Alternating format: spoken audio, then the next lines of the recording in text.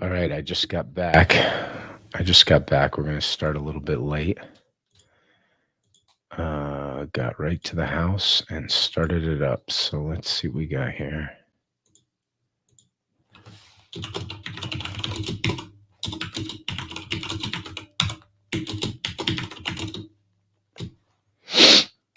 Excuse the sniffle. All right. And we'll pin that. All right, we're getting a little bit of a late start here, but we're going to have a good one for today. So it's a good opportunity for us to spend some time thinking about Socrates.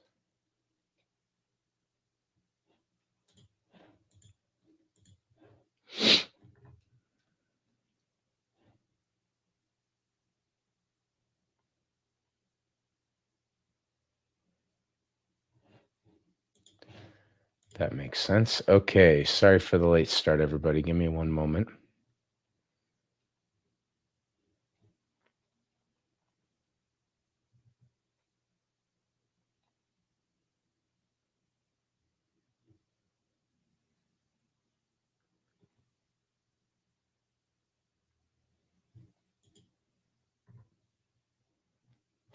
Mm-hmm. All right, we'll be starting in just a moment.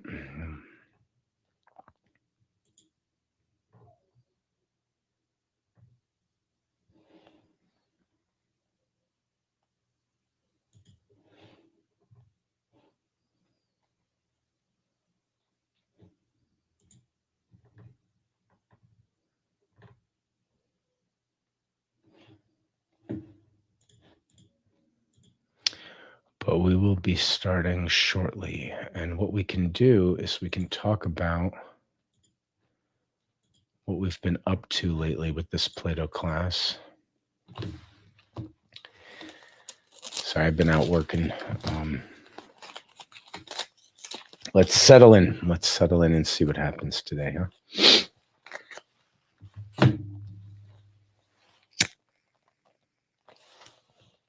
So, got some new work, new jobs, new things going on, and I'm going to try to keep to the exact same schedule for these classes that we've had so far. So even though we're getting a little bit of a late start today, and we're going to start maybe about in 7 minutes, which is about a half hour later, I just got home from all this new work, and I'm going to try to keep to the schedule the way we've had it before. So welcome. Sorry for the late start, but we'll be starting pretty soon. So we've got 2 classes left until the 22nd, which has that extra special one coming up, where we're going to do Ion and have those artists come in. But I think what I want to do today is get into the apology. We've started to see some patterns. We've started to see this whole, especially in the first period of Plato's writings, where we're getting something.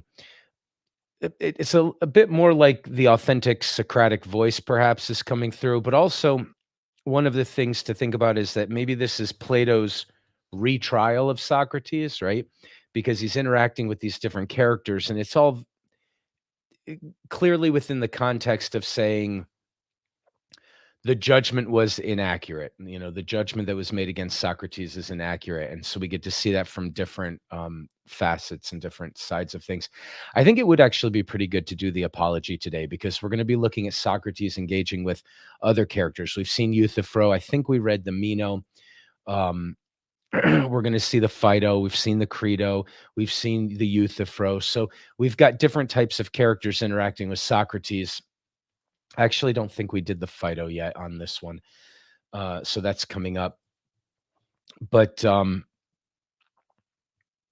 I think it would be good to do the apology. I think we've done enough of the just tasting sort of this Socratic character smashing up against other characters. Remember, on the 22nd, we're going to do Ion, where Socrates discusses the nature of revelation and the muses and inspiration and art. And when we do that on the 22nd, we're going to be in a different studio, and we're going to be interviewing after the lecture and after the read. We're going to be interviewing not one, but 2 professional artists whose names you may have heard of. maybe not, but you may have, or at least one of them. And one of them has been working for 2 years quietly in the background with really nobody, even her close associates, on a new album that's coming out shortly. And so we will ask questions about the lyrics. I've heard the songs, I've got copies of them here. And so we'll look at some of her old music, but we're going to just have a conversation about the nature of the artistic process. And we'll do that with the understanding that the artist, according to the Ion, doesn't actually have any insight into how they're doing what they're not any special insight anyway. So we'll be having a continuing conversation I've been having with both of these artists for a number of years now about the process of channeling or getting in touch with or in tune with whatever it is that inspires them. And so that's going to be on the 22nd. And the second artist we'll be interviewing and looking at some of her newer works and some older works as well, and maybe doing some interview conversation about just the process of her career, is a painter. So we'll be talking to two different artists on the 22nd after we do our lecture on Ion. But I think since we have two class slots open to us before the 22nd,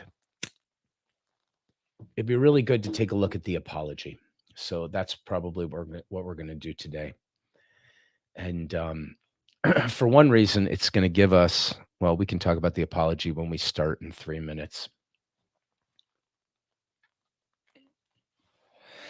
All my work schedule stuff is different. I'm out there doing different things to make money right now. And so I just got back. So I'm sorry for the late start. I'm going to try to keep the schedule and the calendar exactly the way it is and work around that. And I think that we should be able to do that pretty well. I might be building a second studio so that it's closer to where I'm working, so I don't have to drive an hour back here. But in any event, we're going to keep the schedule on all days the way it's been so far, so including this class. All right, I think we're about ready to get started. Again, sorry for the late start. Okay. Good. All right, let's close out of that. Okay, so we've been doing sort of the first period of Plato's works right now, which again it's really a highlight on the character of Socrates. And one of the ambitions of this course is that we would all have a chance to encounter the character of Socrates and maybe end up having him as a voice in our heads. And I could, with my personal life, use that voice to be a little louder of late. So this is going to be really exciting. I'm really excited to read the apology with you today. And this is our 6th get together. And so we're about halfway done with the first period of the 3 of Plato.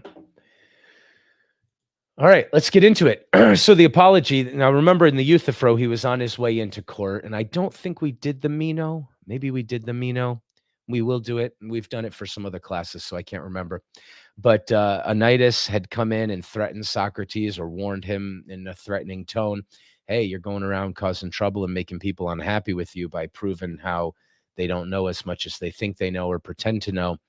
And we saw Euthyphro sort of run away from that in embarrassment, perhaps, because he was pretending to know more than he knew. But Socrates was always maintaining that he didn't know, and also ending all of these dialogues in a state of perplexity with his interlocutors. But we've also seen friends of Socrates and on different levels who have sometimes thought they knew more than they did, but who have been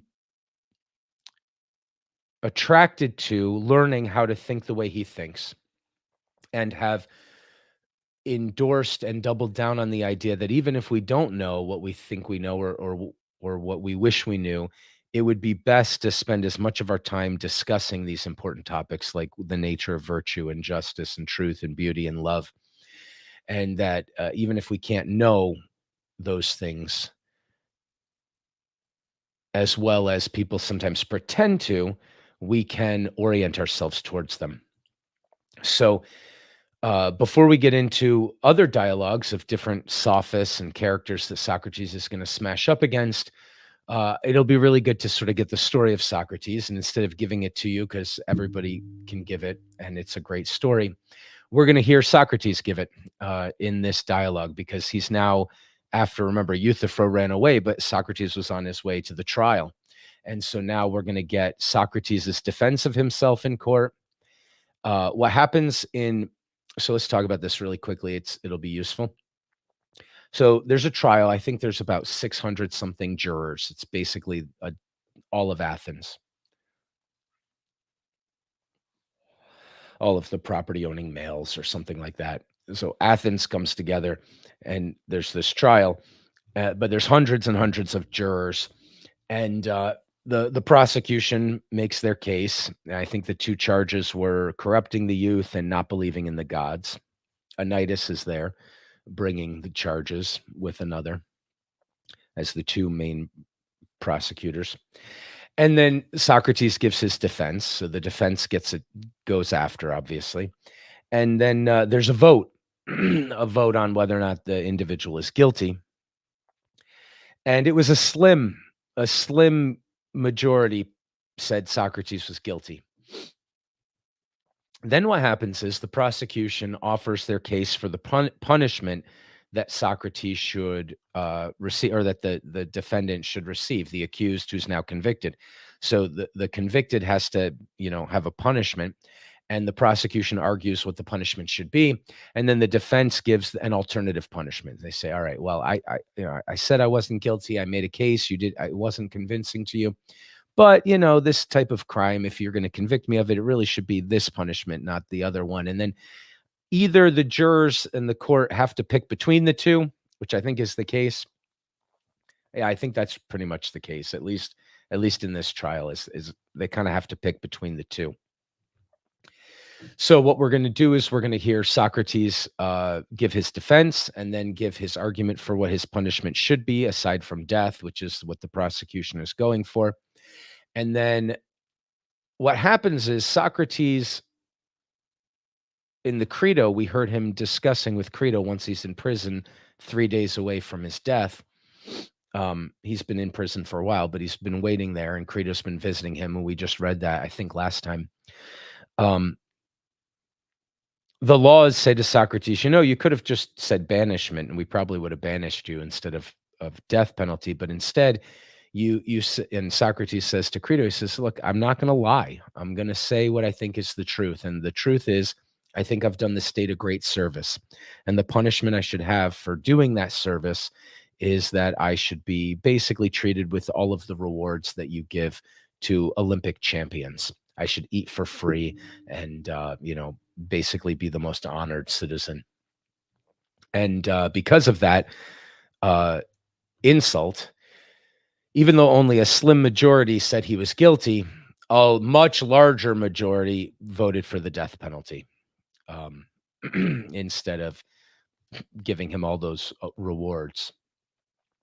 So the third part that we'll be reading is after the court decides on the death penalty, Socrates' remarks. And so separate from what we've been reading before, this isn't exactly a dialogue between two characters, except it is. It's more of the character that's smashing up.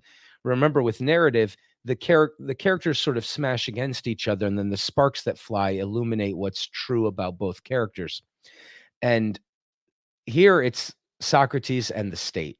It's Socrates and all of Athens. That's going to be illuminated. That's where the clash is. What else to say? How about we get into it? So, Socrates' defense.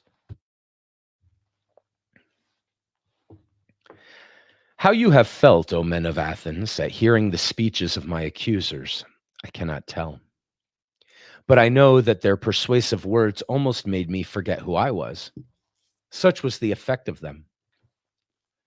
And yet they have hardly spoken a word of truth. But many as their falsehoods were, there was one of them which quite amazed me. I mean, when they told you to be upon your guard and not to let yourselves be deceived by the force of my eloquence. They ought to have been ashamed at saying this.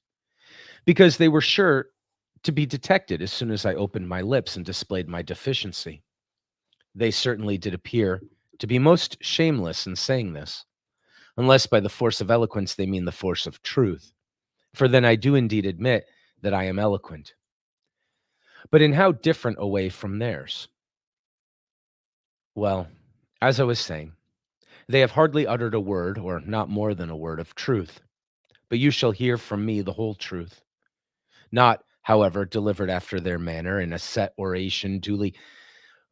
Let me make this a little smaller here so I can read it better. Sorry. Yeah, there we go. Not, however, delivered after their manner in a set oration duly ornamented with words and phrases. No, indeed. But I shall use the words of argument which occur to me at the moment, for I am certain that this is right, and that at my time of life I ought not to be appearing before you, O men of Athens, in the character of a juvenile orator. Let no one expect this of me. And I must beg of you to grant me one favor, which is this: if you hear me using the same words in my defense, which I have been in the habit of using, and which most of you may have heard in the agora and at the temples of the money changers or anywhere else, I would ask you not to be surprised at this and not to interrupt me, for I am more than 70 years of age, and this is the first time that I have ever appeared in a court of law, and I am quite a stranger to the ways of the place. And therefore, I would have you regard me as if I were really a stranger, whom you would excuse if he spoke in his native tongue and after the fashion of his country. That, I think, is not an unfair request. Never mind the manner, which may or may not be good, but think only of the justice of my cause and give heed to that. Let the judge decide justly and the speaker speak truly. So I think what we're going to do is we're probably going to read through this without a lot of commentary and side lecture. Uh, in order to establish that, I'll just say, obviously, you can see here a lot of rhetorical skill in the moment that he's claiming not to have any. And we are reminded of the fact that the Greeks invented the word irony to deal with Socrates. But let's not highlight any of those details. I think we're going to just read straight through it now.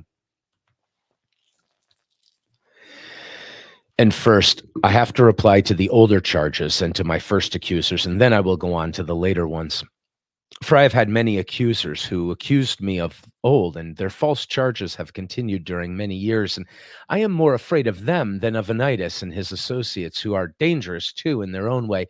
But far more dangerous are these who began when you were children and took possession of your minds with their falsehoods, telling of one Socrates, a wise man who speculated about the heaven above and searched into the earth beneath and made the worse appear the better cause. He's clearly talking about Aristophanes, right? These are the accusers whom I dread, for they are the circulators of this rumor, and their hearers are too apt to fancy that speculators of this sort do not believe in the gods. And they are many, and their charges against me are of ancient date, and they made them in days when you were impressible, in childhood, or perhaps in youth. And the cause, when heard, went by default, for there was no answer. And hardest of all, their names I do not know and cannot tell unless in the chance of a comic poet. But the main body of these slanderers who from envy and malice have wrought upon you, and there are some of them who are convinced themselves and impart their convictions to others, all these, I say, are most difficult to deal with. For I cannot have them up here and examine them, and therefore I must simply fight with shadows in my own defense and examine when there is no one who answers. I will ask you then to assume with me, as I was saying, that my opponents are of two kinds, one recent, the other ancient. And I hope that you will see the propriety of my answering the latter first. For these accusations you heard long before the others and much oftener. All right, we're going to talk about. So, he's dealing with his reputation and the fact that the the popular understanding of who Socrates is may have been tainted in the minds of all the Athenians. Those who have conversations with him, intimates like Plato perhaps would know him better, and maybe he's showing us all those types of conversations after his death in all of these dialogues. It's like a retrial of Socrates in a sense, or another defense of him or something. It's very clear he's consciously doing that in many of the dialogues we've read already. But Aristophanes is, of course, the comic poet, and that he's referencing here. Make the worse the champion cause. And we read Aristophanes play the clouds at the end of last year in the unrecorded consummate thinkers course that we did on Twitter. After we did all this philosophy, quite a lot of philosophy, we ended by just sort of reading a comic play that has Socrates as the main character. And Socrates was notoriously ugly, and he went to see this play, and the actor had a mask to look like Socrates, and Socrates stood up, and everybody laughed at how they looked next to each other and all of this. It was quite the play.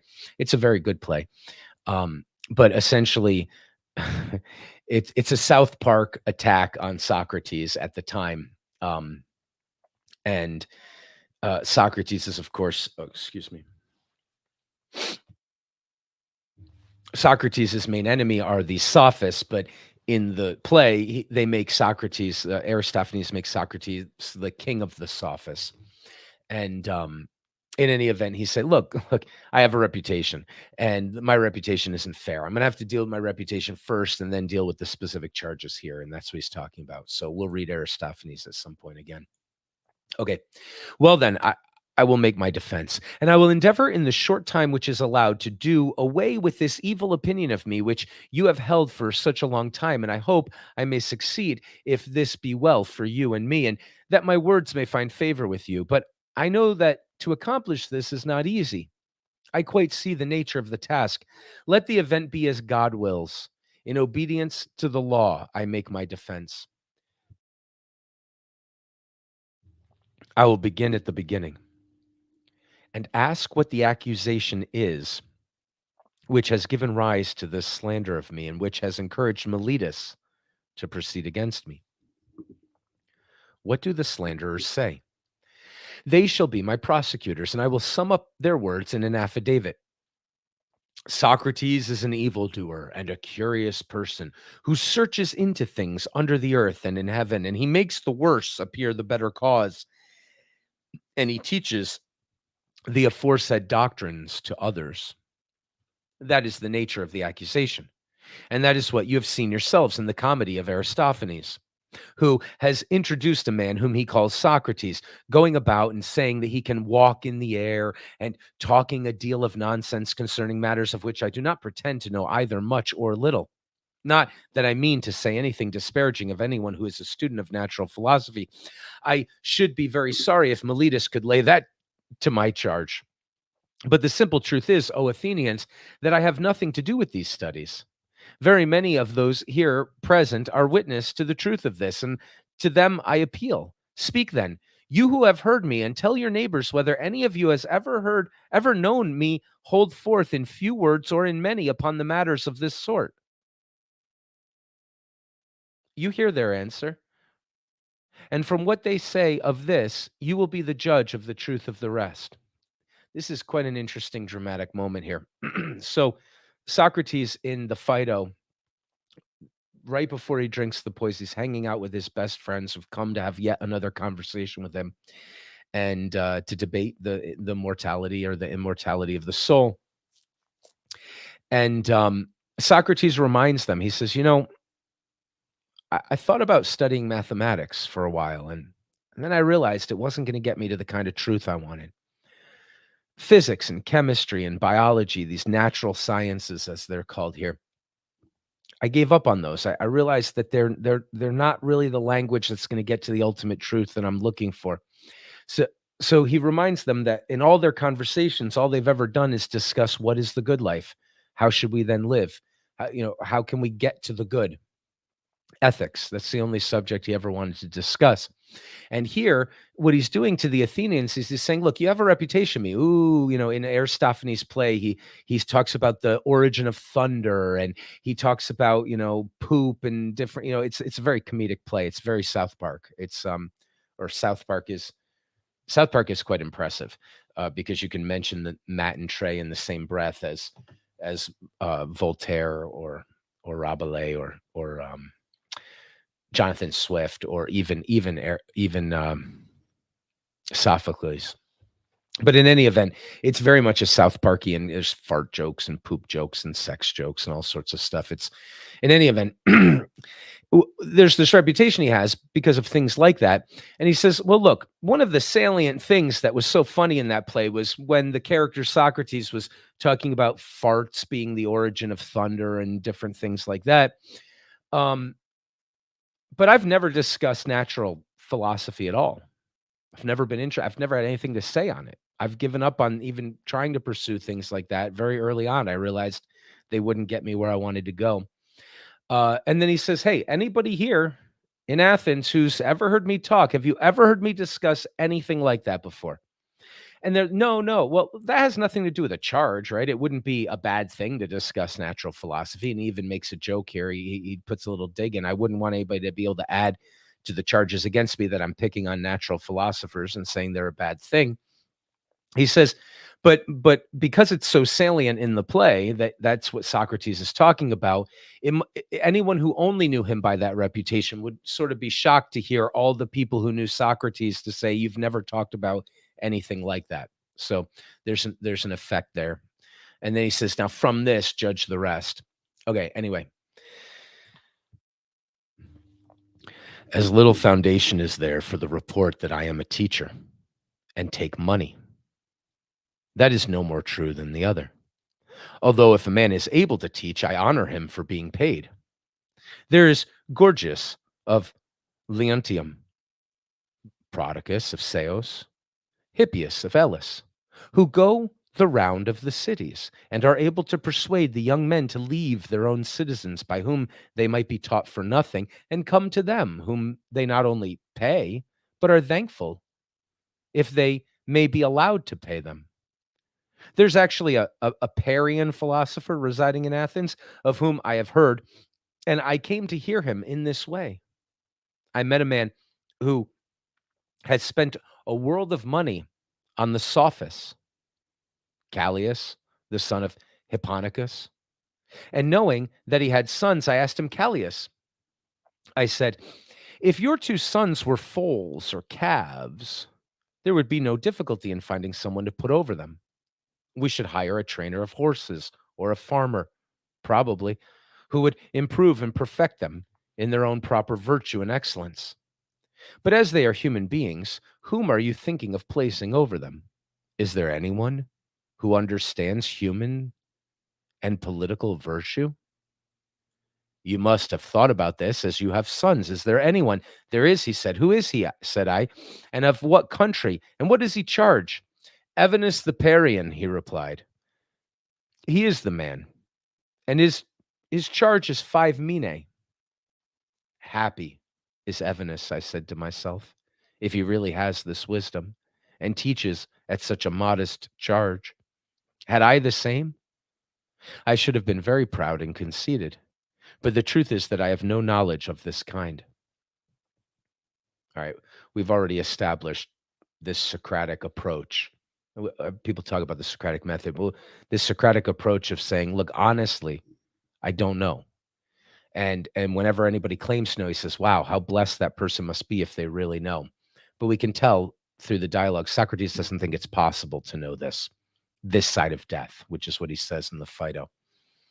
But in any event, okay, I dare say, Athenians, that someone among you will reply, why is this Socrates?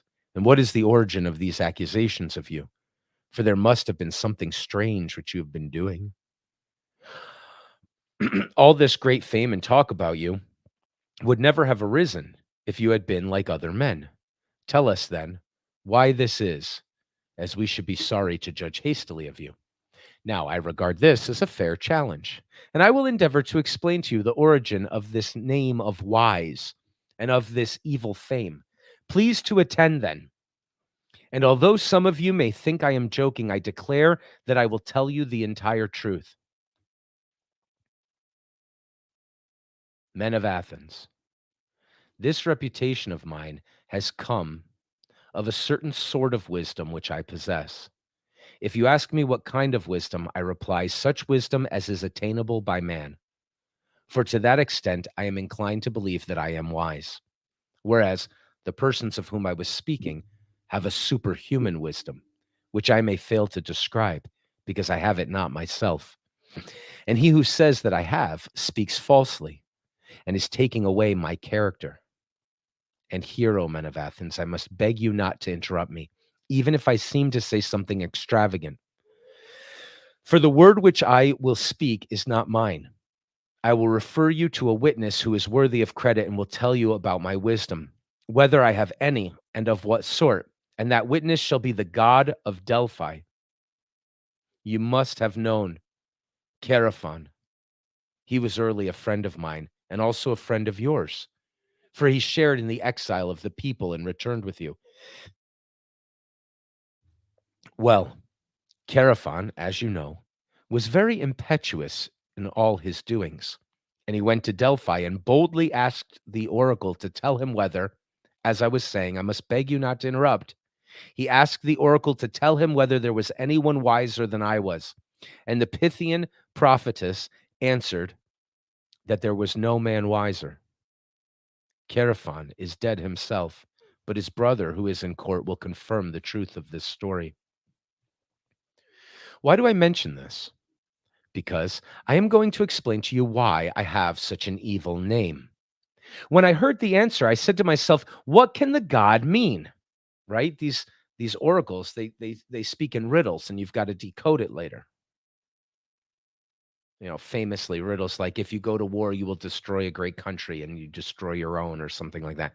So what is it that the god could possibly mean by this, says Socrates? That's what I thought to myself when I heard this.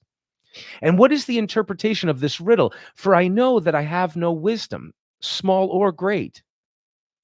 What can he mean when he says that I am the wisest of men? And yet he is a god and cannot lie. That would be against his nature. After a long consideration, I at last thought of a method of trying the question. I reflected that if I could only find a man wiser than myself, then I might go to the god with a refutation in my hand. I should say to him, here is a man who is wiser than I am. But you said I was the wisest. Accordingly, I went to one who had a reputation for wisdom, and I observed to him. His name I need not mention. He was a politician whom I selected for examination. And the result was as follows. When I began to talk with him, I could not help thinking that he was not really wise, although he was thought wise by many and wiser still by himself. And I went and tried to explain to him that he thought himself wise, but was not really wise. And the consequence was that he hated me, and his enmity was shared by several who were present and heard me. So I left him, saying to myself as I went away, well, although I do not suppose that either of us knows anything really beautiful and good, I am better off than he is, for he knows nothing and thinks that he knows. I neither know nor think that I know. In this latter particular, then, I seem to have slightly the edge of him. Then I went to another, who had still higher philosophical pretensions, and my conclusion was exactly the same. I made another enemy of him, and of many others besides him. After this, I went to one man after another, being not unconscious of the enmity which I provoked. And I lamented and feared this. But necessity was laid upon me. The word of God, I thought, ought to be considered first. And I said to myself, go I must to all who appear to know and find out the meaning of the oracle. And I swear to you, Athenians, by the dog, I swear, for I must tell you the truth. The result of my mission was just this. I found that the men most in repute were all but the most foolish, and that some inferior men were really wiser and better. I will tell you the tale of my wanderings and of the Herculean labors, as I may call them, which I endured only to find at last the oracle irrefutable. When I left the politicians, I went to the poets, tragic, dithyrambic, and all sorts. And there I said to myself, you will be detected. Now you will find out that you are more ignorant than they are. Accordingly, I took them some of the most elaborate passages of their own writings and asked them what was the meaning of them, thinking that they would teach me something. Will you believe me? I am almost ashamed to speak of this, but still I must say that there is hardly a person present who would not have talked better about their poetry than they did themselves. They showed me in an instant that not by wisdom do poets write poetry, but by a sort of genius and inspiration. They are like diviners or soothsayers who also say many fine things but do not understand the meaning of them. And the poets appeared to me to be much in the same case. And I further observed that upon I further observed that upon the strength of their poetry, they believed themselves to be the wisest of men in other things in which they were not wise. So I departed, conceiving myself to be superior to them for the same reason that I was superior to the politicians. How is that? He's superior in that he doesn't know anything. They don't know anything, not in that way that people pretend to, not in the definitional wrap your head around it. I know what beauty, truth, goodness really are. It's beyond them. They don't know it like that, but the politicians and the philosopher teacher types, they think they know it, but they don't. Socrates says, I don't think I know it, and I don't. So I know one thing that they don't know. I know that I don't know anything. Just I have a little bit of wisdom. That's my whole wisdom. I know one thing that other people don't know. I know that I don't know anything. Everybody else thinks they do. They're pretending like they do. They think others do. Whatever it is, they don't know that they don't know. And he says, and then I went to the prophets, or the at least the poets and the great mythological writers and the receivers of revelation, and they thought they knew what they were doing, how they were doing it, what it was about, but they didn't. I asked them questions. It was clear they didn't even know. I mean, they're producing things of such profound depth, but they didn't know what it meant, and but they thought they knew. So again, I was wiser, it seemed, just because I knew one thing. At last I went to the artisans, for I was conscious that I knew nothing at all, as I may say, and I was sure that they knew many fine things. And in this I was not mistaken, for they did know many things of which I was ignorant. And in this they certainly were wiser than I. But I observed that even the good artisans fell into the same error as the poets, because they were good workmen. They thought that they also knew all sorts of high matters, and this defect in them overshadowed their wisdom. Therefore, I asked myself, on behalf of the oracle, whether I would like to be as I was, neither having their knowledge nor their ignorance, or like them in both. And I made answer to myself and the oracle that I was better off as I was. All right, so three types now. The, those with a pretense to education and political credentials, like body politic, city credentials. Those with artistic talent and inspiration and the channeling. And now the third are the artisans, craftsmen. This guy knows how to make things out of wood, and this one out of metal, and they know that and I don't know that. So they have some wisdom that I don't have. They know how to do a lot of really good things that I don't know. But they hang out with each other, and one of them's successful, and they think that he must know ethics. He must know what the good life is. He must have answers to really profound things because his life is working out well. And Socrates asked them questions and said, well, you can't give me the answers to these things. You don't actually know those things also. You just think you do. So you have wisdom that I don't have, but you have an ignorance that I don't have either. And then I had to ask myself, all right, if the oracle's correct, I should rather be myself than them. But if the oracle's not correct, all I have to do is say, no, I would rather have their knowledge of the skills that they have, even if that fooled me into thinking I knew about what the good is and the ethical things that I've concerned myself with my whole life. And he said, no, I can't see myself saying that. I would rather not know anything than think I knew the most important things as well. So this is his story of his life to them. All right. This investigation has led to my having many enemies of the worst and most dangerous kind, and has given occasion also to my calumnies, or to many calumnies. And I am called wise, for my hearers always imagine that I am myself possess the wisdom which I find wanting in others. But the truth is, O men of Athens, that God only is wise.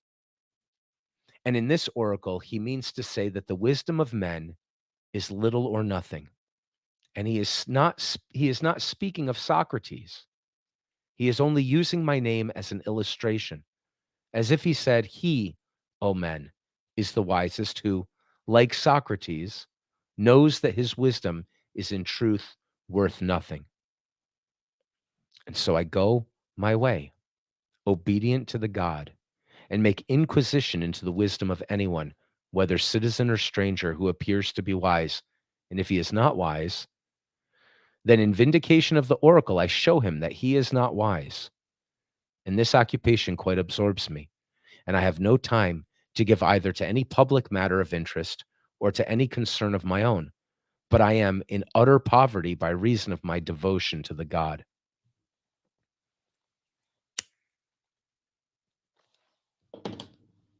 We'll have occasion to talk about Apollo's temple and the oracle at Delphi and all that, but Socrates has been charged with being insufficiently pious, and he's saying, my entire life has been spent testing the prophecy and demonstrating that the gods spoke truly and what it really means. Okay. There's another thing, young men of the richer classes who have not much to do come about me of their own accord. They like to hear the pretenders examined, and they often imitate me and examine others themselves. There are plenty of persons, as soon as they soon enough discover, who think that they know something, but really know little or nothing.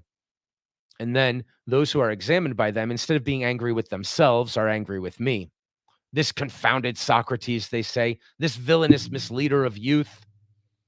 And then if somebody asks them, why? What evil does he practice or teach? They do not know and cannot tell. But in order that they may not appear to be at a loss, they repeat the ready made charges which are used against all philosophers about teaching things up in the clouds and under the earth, and having no gods, and making the worse appear the better cause, for they do not like to confess that their pretense of knowledge has been detected, which is the truth. And as they are numerous and ambitious and energetic, and are all in battle array and have persuasive tongues, they have filled your ears with their loud and inveterate calumnies. And this is the reason why my three accusers, Meletus, Anytus, and Lycon, have set upon me. Meletus, who has a quarrel with me on behalf of the poets, Anytus on behalf of the craftsmen, Lycon on behalf of the rhetoricians. And as I said at the beginning, I cannot expect to get rid of this mass calumny all in a moment. And this, O men of Athens, is the truth and the whole truth. I have concealed nothing. I have dissembled nothing. And yet I know that this plainness of speech makes them hate me. And what is their hatred but a proof of what I am speaking? This is the occasion and reason of their slander of me, as you will find out either in this or in any future inquiry.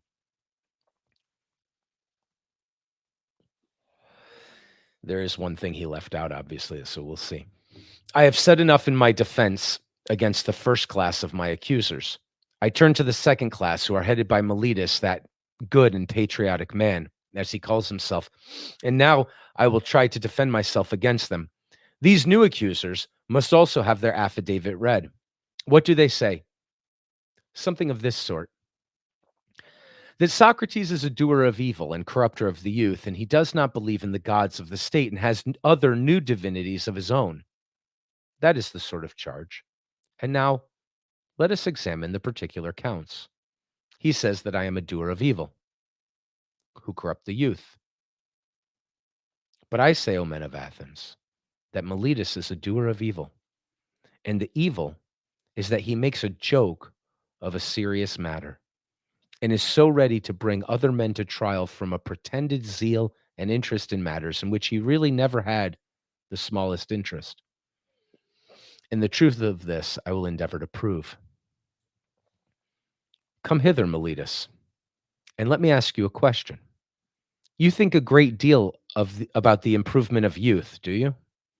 Yes, I do, he says. Tell the judges then, who is their improver? For you must know, as you have taken the pains to discover their corrupter, and are citing and accusing me before them. Speak then, and tell the judges who their improver is. Observe, Meletus, that you are silent and have nothing to say. But is not this rather disgraceful and a very considerable proof of what I was saying, that you have no interest in the matter? Speak up, friend, and tell us who their improver is. The laws, he says. But that, my good sir, is not my meaning. I want to know who the person is, who in the first place knows the laws. The judges, Socrates, who are present in court. What do you mean to say, Meletus, that they are able to instruct and improve youth? Certainly they are. What, all of them? Or only some and not others? All of them. By the goddess Here. That is good news. There are plenty of improvers then. And what do you say of the audience? Do they improve them? Yes, they do. And the senators? Yes, the senators improve them. But perhaps the members of the citizen assembly corrupt them. Or do you think that they improve them? They improve them. Right? So the jury, the judge, everybody improves the youth. Then every Athenian improves and elevates them, all with the exception of myself, and I alone am their corrupter. Is that what you affirm? That is what I stoutly affirm, he says. I am very unfortunate if this is true, if that is true. But suppose I ask you a question. Suppose you say that this also holds true in the case of horses. Does one man do them harm and all the world good? Is not the exact opposite of this true? One man is able to do them good, or at least not many. The trainer of horses, that is to say, does them good, and others who have to do with them rather injure them. Is not that true, Meletus, of horses or any other animals? Yes, certainly. Whether you or Anytus say yes or no, that is no matter. Happy indeed would be the condition of youth if they had one corrupter only, and all the rest of the world were their improvers. And you, Meletus, have sufficiently shown that you never had a thought about the young. Your carelessness is seen in your not caring about matters spoken of in this very indictment. And now, Meletus, I must ask you another question. Which is better, to live among bad citizens or among good ones? Answer, friend, I say, for that is a question which may be easily answered. Do not the good do their neighbors good, and the bad do them evil? Certainly. And is there anyone who would rather be injured than benefited by those who live with him? Answer, my good friend. The law requires you to answer. Does anyone like to be injured? Certainly not.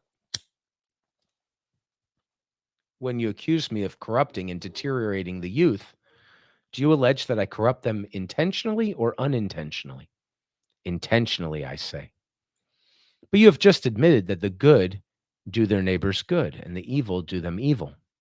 Now, is that a truth which your superior wisdom has recognized thus early in life? And am I, at my age, in such darkness and ignorance as not to know that if a man with whom I have to live is corrupted by me, I am very likely to be harmed by him?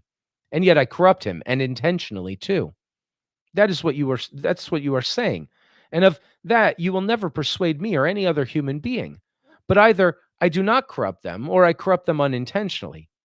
So that on either view of the case you lie.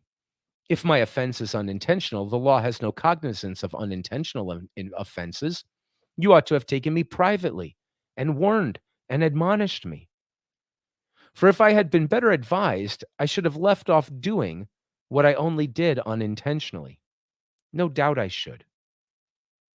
Whereas you hated to converse with me or teach me, but you indicted me in this court.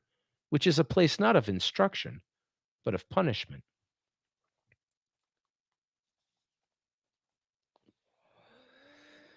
I have shown Athenians, as I was saying, that Miletus has no care at all, great or small, about the matter. But still, I should like to know, Miletus, in what I am affirmed to corrupt the youth. I suppose you mean, as I infer from your indictment, that I teach them not to acknowledge the gods which the state accepts, which the state acknowledges, but some other new divinities or spiritual agencies in their stead. These are the lessons which corrupt the youth, as you say. Yes, that I say emphatically, he replies. Then by the gods, Miletus, of whom we are speaking, tell me, and the court, in somewhat plainer terms, what you mean. For I do not as yet understand whether you affirm that I teach others to acknowledge some gods, and therefore do believe in gods, and am not an entire atheist. This you do not lay at my charge, but only that they are not the same gods which the city recognizes. The charge is that they are different gods. Or do you mean to say that I am an atheist simply and a teacher of atheism? I mean the latter, he says, that you are a complete atheist. That is an extraordinary statement, Miletus. Why do you say that? Do you mean that I do not believe in the Godhead of the sun or moon, which is the common creed of all men? I assure you, judges, that he does not believe in them, for he says that the sun is stone and the moon earth. Friend Miletus, remember earlier, everybody said, he doesn't talk about those things. He doesn't do natural philosophy at all. Friend Miletus, you think that you are accusing Anaxagoras, and you have but a bad opinion of the judges if you fancy them ignorant to such a degree as not to know that those doctrines are found in the books of Anaxagoras, the Clazomenian, who is full of them.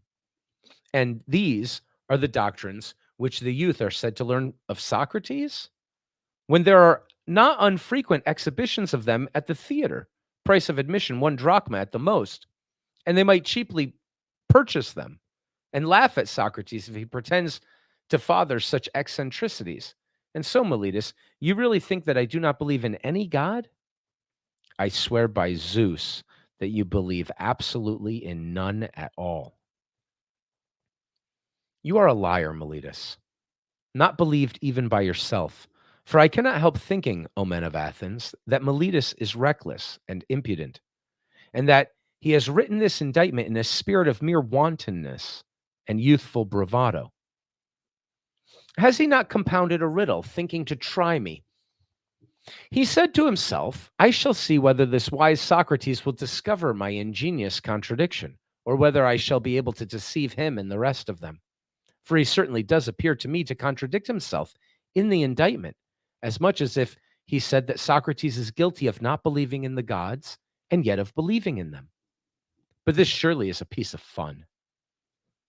I should like you, O men of Athens, to join me in examining what I conceive to be his inconsistency, and do you, Miletus, answer. And I must remind you that you are not to interrupt me if I speak in my accustomed manner. Did ever man, Miletus, believe in the existence of human beings and not of human beings? I wish, men of Athens, that he would answer and not be always trying to get up an interruption. Did ever any man believe in horsemanship and not in horses? Or in flute playing and not in flute players? No, my friend, I will answer to you and to the court as you refuse to answer for yourself. There is no man who ever did. But now, please to answer the next question. Can a man believe in spiritual and divine agencies and not in spirits or demigods? He cannot, Miletus answers. I am glad that I have extracted that answer by the assistance of the court. So the court forced him to finally answer this. There's rules to this. Nevertheless, you swear in the indictment that I teach and believe in divine or spiritual agencies, new or old, no matter for that. At any rate, I believe in spiritual agencies, as you say and swear in the affidavit. But if I believe in divine beings, I must believe in spirits or demigods. Is not that true? Yes, that is true. For I may assume that your silence gives assent to that. Now, what are spirits or demigods? Are they not either gods or the sons of gods? Is that true? Yes, that is true, he says. But this is just the ingenious riddle of which I was speaking. The demigods or spirits are gods. And you say first that I don't believe in gods, and then again that I do believe in gods. That is, if I believe in demigods. For if the demigods are the illegitimate sons of gods, whether by the nymphs or by any other mothers, as is thought, that, as all men will allow, necessarily implies the existence of their parents. You might as well affirm the existence of mules and deny that of horses and asses. Such nonsense, Meletus, could only have been invented by you as a trial of me. You have put this into the indictment because you had nothing real of which to accuse me. But no one who has a particle of understanding will ever be convinced by you that the same man can believe in divine and superhuman things and yet not believe that there are gods and demigods and heroes. I have said enough to answer the charge of Meletus. Any elaborate defense is unnecessary. But as I was saying before, I certainly have many enemies, and this is what will be my destruction if I am destroyed. Of that I am certain, not Meletus, nor yet Anytus, but the envy and detraction of the world, which has been the death of many good men, and will probably be the death of many more. There is no danger of my being the last of them. Someone will say, and are you not ashamed, Socrates, of a course of life which is likely to bring you to an untimely end? To him I may fairly answer, there you are mistaken. A man who is good for anything ought not to calculate the chance of living or dying. He ought only to consider whether in doing anything he is doing right or wrong, acting the part of a good man or of a bad.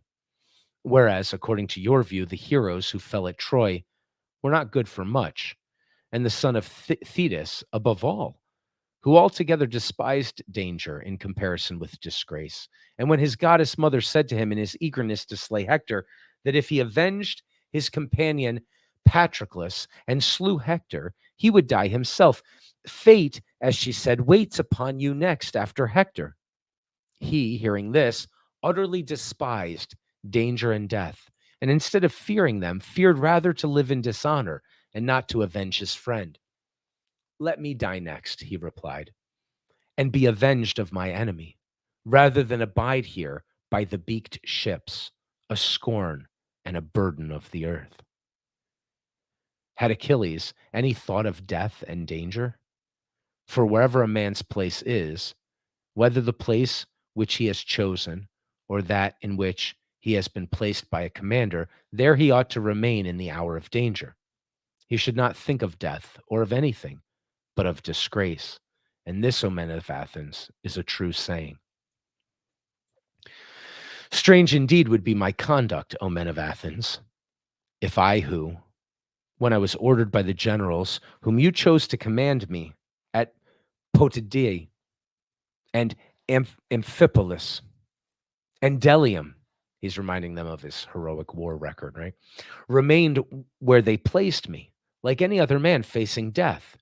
If I say now, when, as I conceive and imagine, gods order me to fulfill the philosopher's mission of seeking into myself and other men, I were to desert my post through fear of death or any other fear, that would indeed be strange, and I might justly be arraigned in court for denying the existence of the gods if I disobeyed the oracle because I was afraid of death. Then I should be fancying that I was wise when I was not wise. For this fear of death is indeed the pretense of wisdom and not real wisdom, being the appearance of knowing the unknown, since no one knows whether death, which they in their fear apprehend to be the greatest evil, may not be the greatest good. Is there not here conceit of knowledge, which is a disgraceful sort of ignorance? And this is the point in which, as I think, I am superior to men in general, and in which I might perhaps fancy myself wiser than other men. That whereas I know but little of the world below, I do not suppose that I know. But I do know that injustice and disobedience to a better, whether God or man, is evil and dishonorable, and I will never fear or avoid a possible good rather than a certain evil. And therefore, if you let me go now and reject the counsels of Anytus, who said that if I were not put to death, I ought not to have been prosecuted, and that if I escape now, your sons will all be utterly ruined by listening to my words. If you say to me, Socrates, this time we will not mind Anytus and will let you off, but upon one condition, you are to inquire and speculate in this way anymore, that you are not to inquire and speculate in this way anymore, and that if you are caught doing this again, you shall die. If this was the condition on which you let me go, I should reply, men of Athens, I honor and love you, but I shall obey God rather than you. And while I have life and strength, I shall never cease from the practice and teaching of philosophy, exhorting anyone whom I meet after my manner and convincing him, saying, O my friend, why do you, who are a citizen of the great and mighty and wise city of Athens, care so much about laying up the greatest amount of money and honor and reputation, and so little about wisdom and truth and the greatest improvement of your soul, which you never regard or heed at all? Are you not ashamed of this?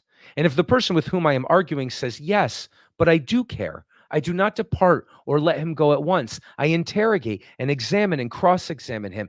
And if I think that he has no virtue, but only says that he has, I reproach him with undervaluing the greater and overvaluing the less. And this I should say to everyone whom I meet, young and old, citizen and alien, but especially to the citizens, inasmuch as they are my brethren. For this is the command of God, as I would have you know. And I believe that to this day, no greater good has ever happened in the state than my service to the God. For I do nothing but go about persuading you all, old and young alike, not to take thought for your persons and your properties, but first and chiefly to care about the greatest improvement of your soul. I tell you that virtue is not given by money, but that from virtue come money and every other good of man, public as well as private. This is my teaching. And in this, and if this is the doctrine which corrupts the youth, my influence is ruinous indeed. But if anyone says that this is not my teaching, he is speaking an untruth. Wherefore, O men of Athens, I say to you, do as Anytus bids, or not as Anytus bids, and either acquit me or not. But whatever you do, know that I shall never alter my views, not even if I have to die many times. Men of Athens, do not interrupt, but hear me. There was an agreement between us that you should hear me out. And I think that what I am going to say will do you good. For I have something more to say, at which you may be inclined to cry out, but I beg that you will not do this. I would have you know that if you kill such a one as I am, you will injure yourselves more than you will injure me. Meletus and Anytus will not injure me. They cannot. For it is not in the nature of things that a bad man should injure a better than himself. I do not deny that he may perhaps kill him, or drive him into exile, or deprive him of civil rights, and he may imagine, and others may imagine, that he is doing him a great injury. But in that I do not agree with him. For the evil of doing as Anytus is doing, of unjustly taking away another man's life, is greater far. And now, Athenians, I am not going to argue for my own sake, as you may think, but for yours, that you may not sin against the God, or lightly reject his boon by condemning me. For if you kill me, you will not easily find another like me, who, if I may use such a ludicrous figure of speech, am a sort of gadfly, given to the state by God. And the state is like a great and noble steed, who is tardy in his motions, owing to his very size, and requires to be stirred into life. I am that gadfly which God has given the state, and all day long and in all places am always fastening upon you, arousing and persuading and reproaching you.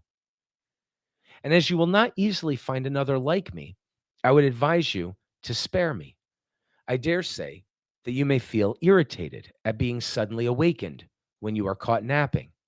And you may think that you were to strike me dead, that if you were to strike me dead, as Anitus advises, which you easily might, then you would sleep on for the remainder of your lives, unless God in his care of you gives you another gadfly. And that I am given to you by God is proved by this, that if I had been like other men, I should not have neglected my own concerns or patiently seen the neglecting of them during all these years, and have been doing yours, coming to you individually like a father or elder brother, exhorting you to regard virtue. This, I say, would not be like human nature. And had I gained anything, or if my exhortations had been paid, there would have been some sense in that. But now, as you will perceive, not even the impudence of my accusers dares to say that I have ever exacted or sought pay of anyone. They have no witness of that. And I have a witness of the truth of what I say. My poverty is a sufficient witness. Someone may wonder why I go about in private, giving advice and busying myself with the concerns of others, but do not venture to come forward in public and advise the state. I will tell you the reason of this. You have often heard me speak of an oracle or sign which comes to me, and is the divinity which Meletus ridicules in the indictment. This sign I have had ever since I was a child. The sign is a voice which comes to me and always forbids me to do something which I am going to do, but never commands me to do anything. And this is what stands in the way of my being a politician, and rightly, as I think.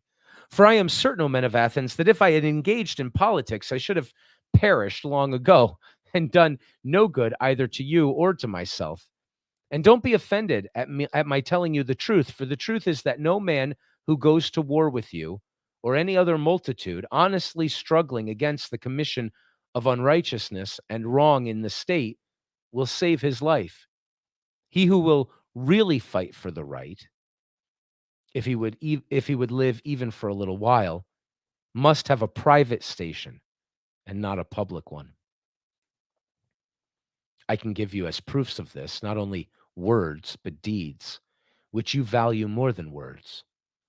Let me tell you a passage of my own life, which will prove to you that I should never have yielded to injustice from any fear of death, and that, if I had not yielded, I should have died at once. I will tell you a story, tasteless perhaps and commonplace, but nevertheless true.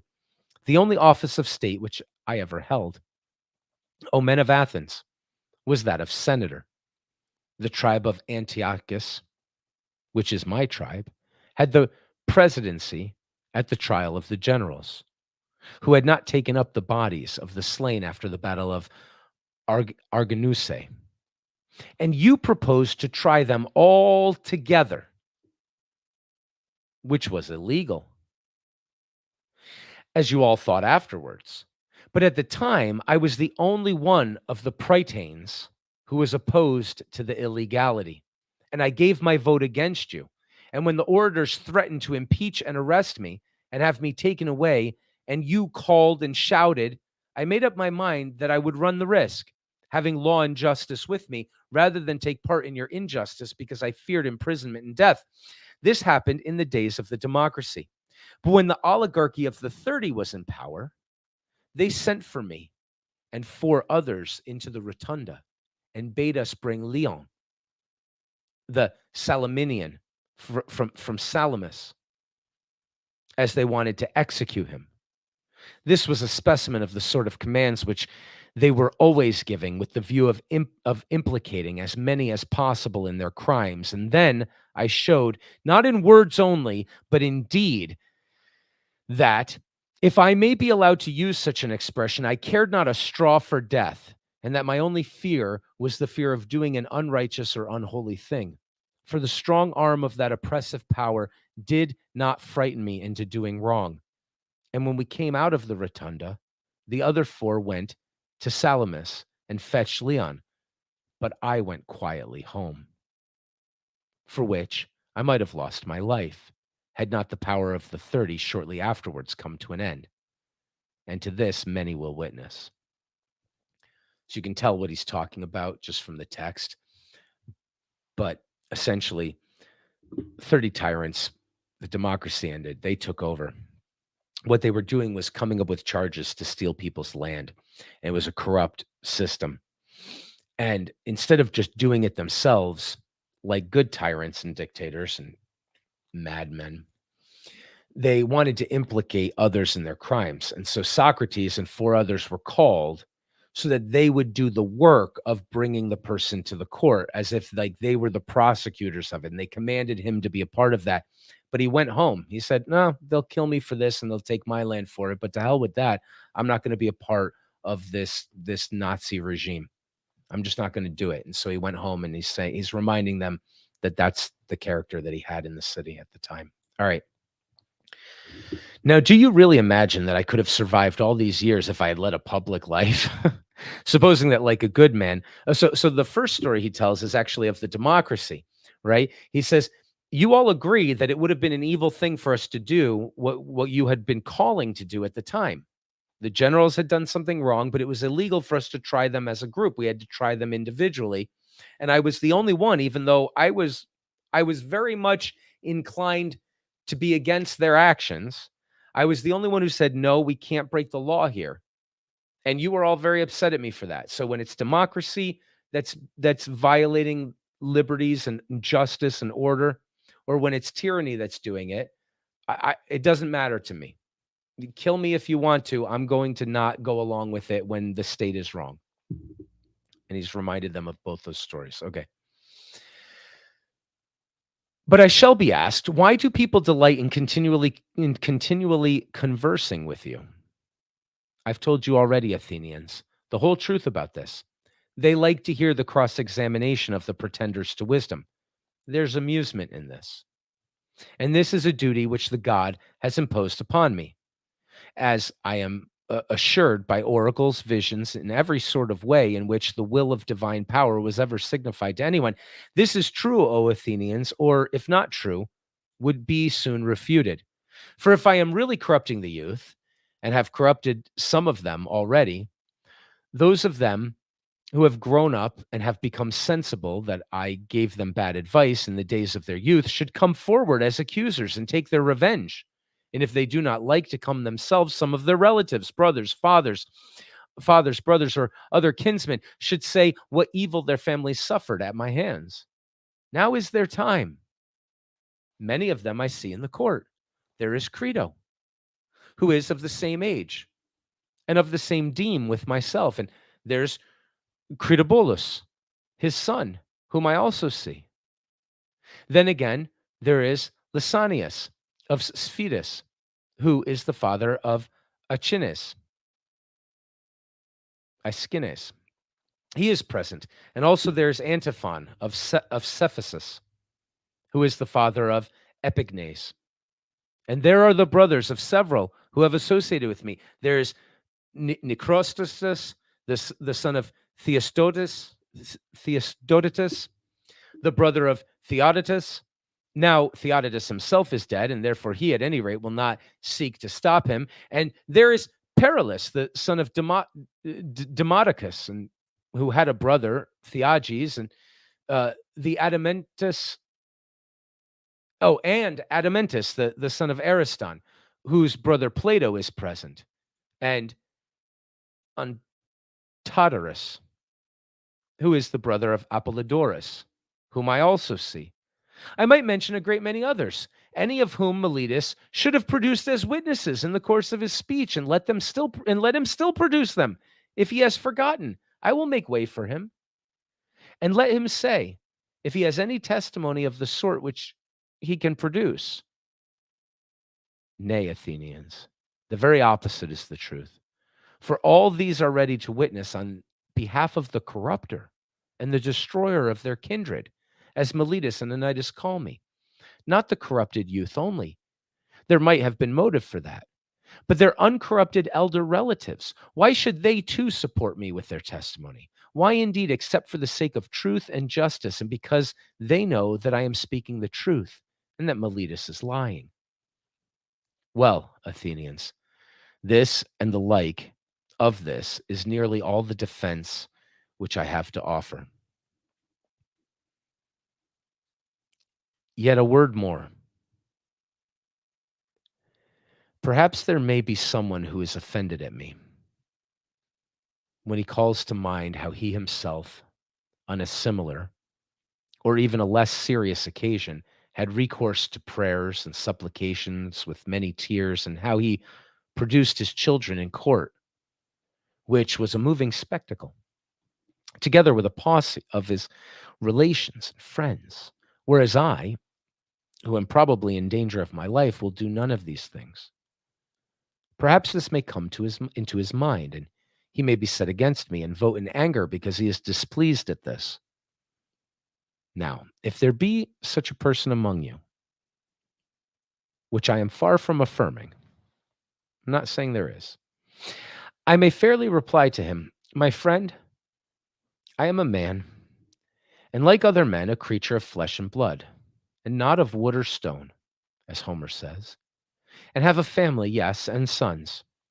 O Athenians, 3 in number, one of whom is growing up, and the 2 others are still young. And yet I will not bring any of them hither in order to petition you for an acquittal. And why not? Not from any self will or disregard of you. Whether I am or am not afraid of death is another question, of which I will not now speak. But my reason simply is that I feel such conduct to be discreditable to myself and you and the whole state, who has one who has reached my years and who has a name for wisdom, whether deserved or not, ought not to debase himself. At any rate, the world has decided that Socrates is in some way superior to other men. And if those among you who are said to be superior in wisdom and courage and any other virtue demean themselves in this way, how shameful is their conduct? I have seen men of reputation, when they have been condemned, behaving in the strangest manner. They seem to fancy that they are going to suffer something dreadful if they died, and that they could be immortal if only you allowed them to live. And I think that they were a dishonor to the state, and that any stranger coming in would say of them that the most eminent men of Athens, to whom the Athenians themselves give honor and command, are no better than women. And I say that these things ought not to be done by those of us who are of reputation. And if they are done, you ought not to permit them. You ought rather to show that you are more inclined to condemn, not the man who is quiet, but the man who gets up a doleful scene and makes the city ridiculous. But setting aside the question of dishonor, there seems to be something wrong in petitioning a judge and thus procuring an acquittal instead of informing and convincing him. For his duty is not to make a present of justice, but to give judgment. And he has sworn that he will judge according to the laws and not according to his own good pleasure.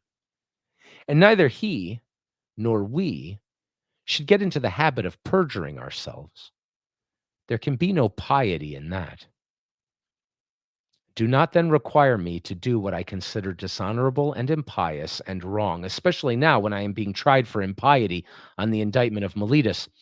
For if, O men of Athens, by force of persuasion and entreaty, I could overpower your oaths, then I should be teaching you to believe that there are no gods, and convict myself in my own defense of not believing in them. But that is not the case, for I do believe that there are gods, and in a far higher sense than that in which any of my accusers believe in them. And to you and to God I commit my cause, to be determined by you as is best for you and me. Okay, so that's Socrates' defense in the court. A couple of do we want to sully this by making some commentary?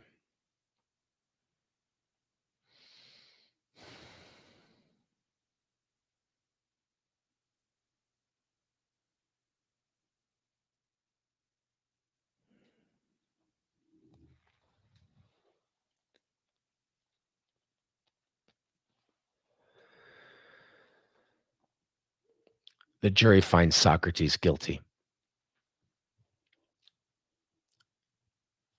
Socrates' proposal for his sentence. There are many reasons why I am not grieved, O men of Athens, at the vote of condemnation. I expected it, and am only surprised that the votes were so nearly equal. For I had thought that the majority against me would have been far larger. But now, had 30 votes gone over the other side, I should have been acquitted. And I may say that I have escaped Miletus. A- And I may say more, for without the assistance of Anytus and Lycon, he would not have had a fifth part of the votes, as the law requires, in which case he would have incurred a fine of 1,000 drachma, as is evident. And so he proposes death as the penalty. And what shall I propose on my part, O men of Athens? Clearly, that which is my due. And what is that which I ought to pay or to receive? What shall be done to the man who has never had the wit to be idle during his whole life, but has been careless of what the many care about, wealth and family interests and military offices and speaking in the assembly and magistries and plots and parties, magistracies and plots and parties, reflecting that I was really too honest a man to follow in this way and live. I did not go where I could do no good to you or to myself, but where I could do the greatest good privately to every one of you. Thither I went, and sought to persuade every man among you that he must look to himself and seek virtue and wisdom before he looks to his private interests, and look to the state before he looks to the interests of, and look to the state before he looks to the interests of the state, and that this should be the order which he observes in all his actions. What shall be done to such a one? Doubtless some good thing, O men of Athens, if he has his reward.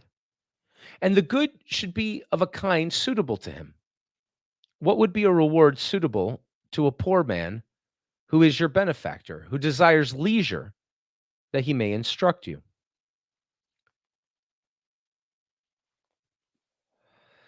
There can be no more fitting reward than maintenance in the Prytaneum, O men of Athens, a reward which he deserves far more than the citizen who has won the prize at Olympia in the horse or chariot race, whether the chariots were drawn by 2 horses or by many. For I am in want, and he has enough, and he only gives you the appearance of happiness, and I give you the reality. And if I am to estimate the penalty justly, I say that maintenance in the Prytaneum is the just return. There had to be outrage. I mean, he's through his defense, and now he's outraging them. Perhaps you may think that I am braving you in saying this, as in what I said before about the tears and prayers. But that is not the case. He also must have, sorry. Socrates has a daemon who won't let him lie. This is what he actually thinks. He thinks, look, if you get a gadfly like me who won't tend to his own concerns, put him up. Feed him and put him up so that he can continue to do you good, because that's all he wants to concern himself with anyway. That could have been the end result. He knew it wasn't going to be, most likely, but he also was speaking honestly that this would be the right thing for them to do, and he had to have at least pictured it being possible as well. If things were right, they will be one day, perhaps. He's going to push the world against its will 1 percentage point up the mountain towards enlightenment. And there will be others, as he said, who will come after. There's no fear of thinking he's the last to be put to death for doing this. Anyway, but that is not the case. I'm not doing this to brave you. I speak rather because I am convinced that I never intentionally wronged anyone, although I cannot convince you of that. For we have had a short conversation only. And if there were a law at Athens, such as there is in other cities, that a capital cause should not be decided in one day, then I believe that I should have convinced you. But now the time is too short. I cannot in a moment refute great slanders. And as I am convinced that I never wronged another, I will assuredly not wrong myself. I will not say of myself that I deserve any evil or propose any penalty. Why should I? Because I am afraid of the penalty of death which Meletus proposes? When I do not know whether death is a good or an evil, why should I propose a penalty which would certainly be an evil? Shall I say imprisonment? And why should I live in prison and be the slave of the magistrates of the year, of the 11? Or shall the penalty be a fine and imprisonment until the fine is paid? There is the same objection. I should have to lie in prison for money I have none and I cannot pay. And if I say exile, and this may possibly be the penalty which you will affix, okay, so they had the choice of choosing other penalties. I must indeed be blinded by the love of life if I were to consider that when you, who are my own citizens, cannot endure my discourses and words, and have found them so grievous and odious that you would fain have done with them, others are likely to endure me? No, indeed, men of Athens, that is not very likely. And what a life should I lead at my age, wandering from city to city, living in ever changing exile and always being driven out? For I am quite sure that into whatever place I go, as here, so also there, the young men will come to me. And if I drive them away, their elders will drive me out at their desire. And if I let them come, their fathers and friends will drive me out for their sakes. Someone will say, yes, Socrates, but cannot you hold your tongue? And then you may go into a foreign city and no one will interfere with you. Now I have great difficulty in making you understand my answer to this. For if I tell you that this would be a disobedience to a divine command, and therefore that I cannot hold my tongue, you will not believe that I am serious. And if I say again that the greatest good of man is daily to converse about virtue, and all that concerning which you hear me examining myself and others, and that the life which is unexamined is not worth living, that you are still less likely to believe. That you are still less likely to believe. And yet, what I say is true, although a thing of which it is hard for me to persuade you. Moreover, I am not accustomed to think that I deserve any punishment. Had I money, I might have proposed to give you what I had, and have been none the worse. But you see that I have none, and can only ask you in proportion to fine to my means. However, I think that I could afford a mine, and therefore I propose that penalty. Plato, Crito, Critobulus, and Apollodorus, my friends here, bid me say 30 minae, and they will be the sureties. Well then, say 30 minae. Let that be the penalty. For that, they will be ample security to you.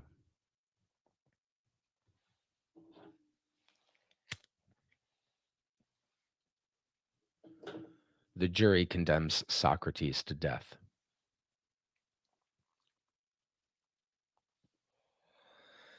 There's been a little talk of the prophetic element of Socrates in previous conversations we've had and in his own apology just a moment ago.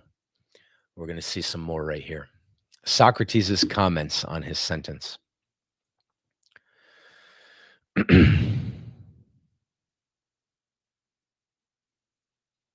Not much time will be gained, O Athenians, in return for the evil name which you will get from the detractors of the city, who will say that you killed Socrates, a wise man. For they will call me wise, even although I am not wise, when they want to reproach you. If you had waited a little while, your desire would have been fulfilled in the course of nature. For I am far advanced in years, as you may perceive, and not far from death. I am speaking now only to those of you who have condemned me to death. All right. So they took a vote. Many more voted for him to die than originally even voted for him to be guilty. He's only talking to that portion of the jury. And I have another thing to say to them. You think that I was convicted through deficiency of words. I mean, that if I had thought fit to leave nothing undone, nothing unsaid, I might have gained an acquittal. Not so. The deficiency which led to my conviction was not of words, certainly not, but I have not the boldness or impudence or inclination to address you as you would have liked me to address you, weeping and wailing and lamenting and saying and doing many things which you have been accustomed to hear from others, and which, as I say, are unworthy of me. But I thought that I ought not to do anything common or mean in the hour of danger, nor do I now repent of the manner of my defense. And I would rather die having spoken after my manner than speak in your manner and live. For neither in war nor yet in law ought any man to use every way of escaping death. For often in battle there is no doubt that if a man will throw away his arms and fall on his knees before his pursuers, he may escape death. And in other dangers, there are other ways of escaping death, if a man is willing to say and do anything.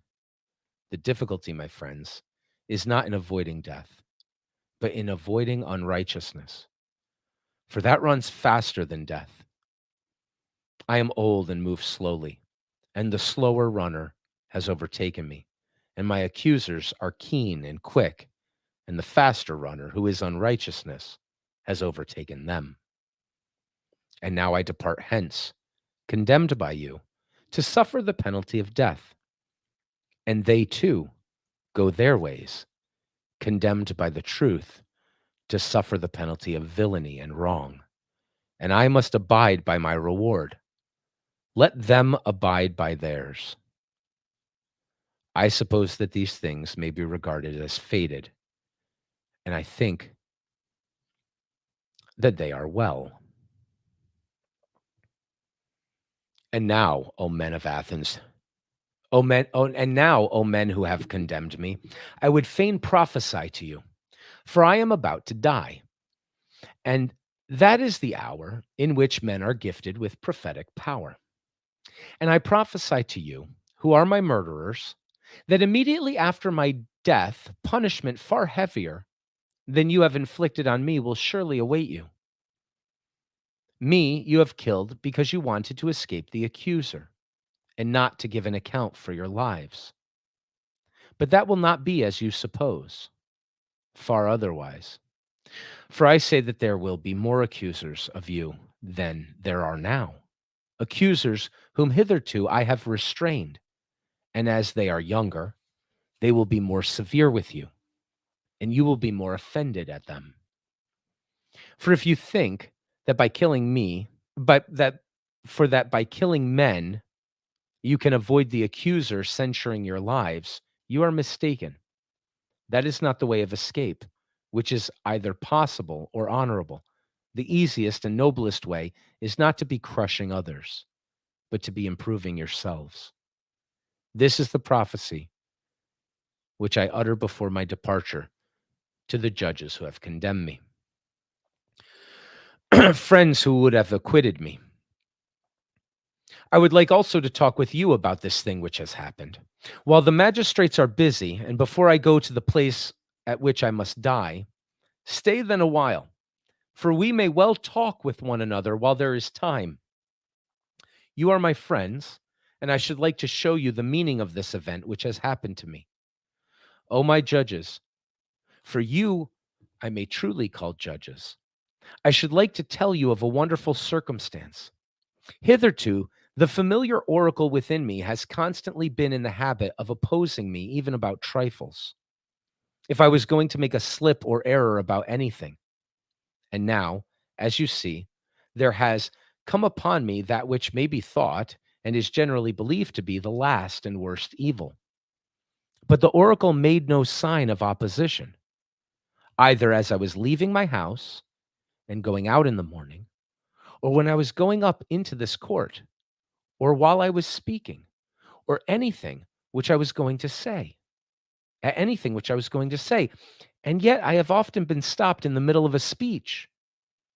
But now, in nothing I either said or did touching this matter has the oracle opposed me. What do I take to be the explanation of this? I will tell you. I regard this as a proof that what has happened to me is a good, and that those of us who think that death is an evil are in error. This is a great proof to me of what I am saying, for the customary sign would surely have opposed me had I been going to evil and not to good.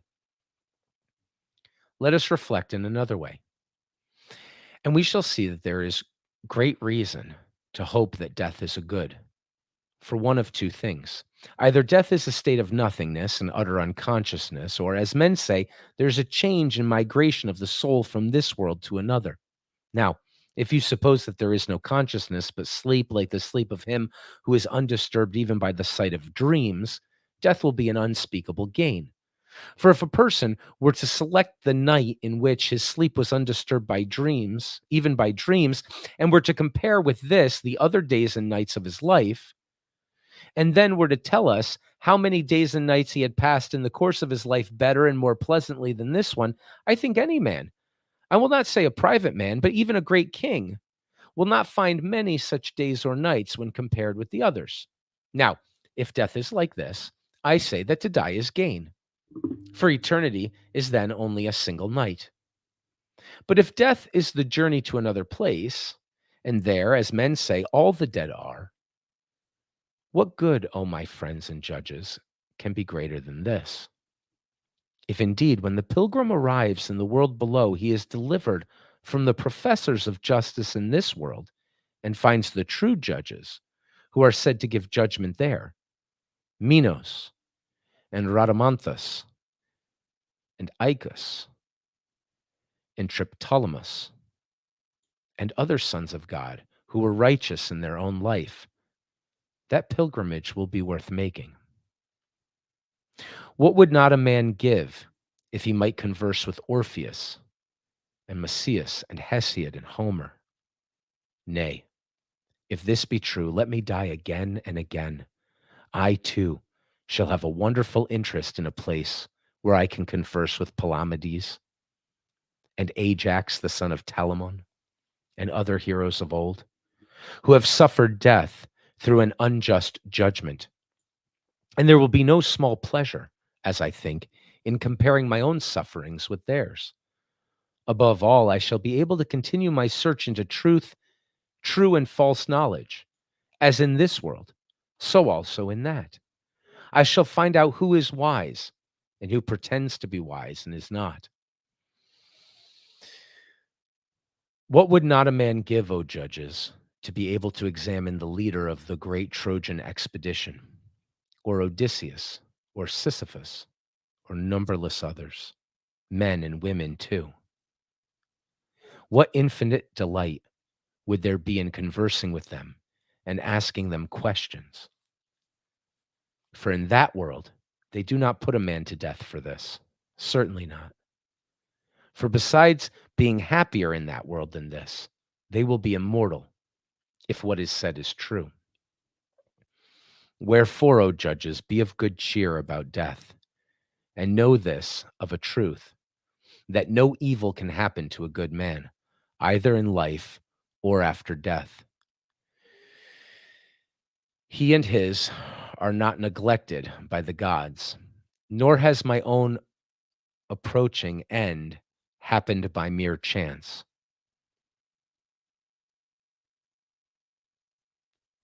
But I see clearly that to die and be released was better for me. And therefore the oracle gave no sign. For which reason also I am not angry with my accusers or my condemners. They have done me no harm, although neither of them meant to do me any good, and for this I may gently blame them. Still, I have a favor to ask of them. When my sons are grown up, I would ask you, O my friends, to punish them, and I would have you trouble them as I have troubled you. If they seem to care about riches or anything more than about virtue, or if they pretend to be something when they are really nothing, then reprove them as I have reproved you for not caring about that for which they ought to care and thinking that they are something when they are really nothing. And if you do this, I and my sons will have received justice at your hands. The hour of departure has arrived, and we go our ways. I to die, and you to live. Which is better? God only knows.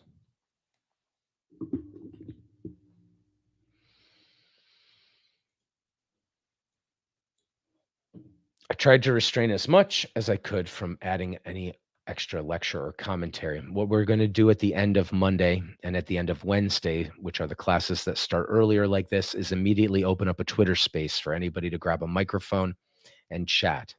So I will open that. Oh, I have to do it on my phone, not on the computer. I'll open that space right now. We have one more dialogue to read next week, and then we're going to be doing Ion with our two guests, the artists that we'll be interviewing. And that's all coming up. Let me just start the Twitter space, and then I'll end the recording here. If anybody wants to add any commentary or have more of a discussion about Socrates' trial. One thing we can say before we close, though, is Socrates united a life of action with a life of philosophy. There was a very interesting student last year who brought up the question of whether or not a life of action would be more meaningful than a life of philosophy, and held up in contra in contradiction or contradistinction to Socrates, Alexander the Great. And it was a very interesting question. We had a lot of time to talk about it and think about it through many dialogues that we read last year. But it's clear in the Credo, it's clear in the Phaedo, and it's clear in the Apology that Socrates thinks his actions have to be in line with what he's saying, even unto death. And that if they're not, all of what he said means the opposite of what it meant, right? When Credo says, come on, man, nobody really wants this, you can escape. He doubled down on exactly what he said at his day in court. And he said, look, I'm going to go have a few more years of miserable life as a coward. And for that, I'm willing to say that all of our conversations about ethics and virtue were really just a way of passing the time or amusing people or maybe just trying to preserve our lives in one way or another. That's what I'm going to do. No, to heck with that. Give me the cup. I'm thirsty. So we will probably read the Phaedo next, the day that he died. That's quite a moving one. And then we'll go back into the first period and read the Ion on the 22nd. So let's say Plato after chat. I never record these, so it's an unrecorded spaces that was just started. You can go and find that, and I'll see you all there.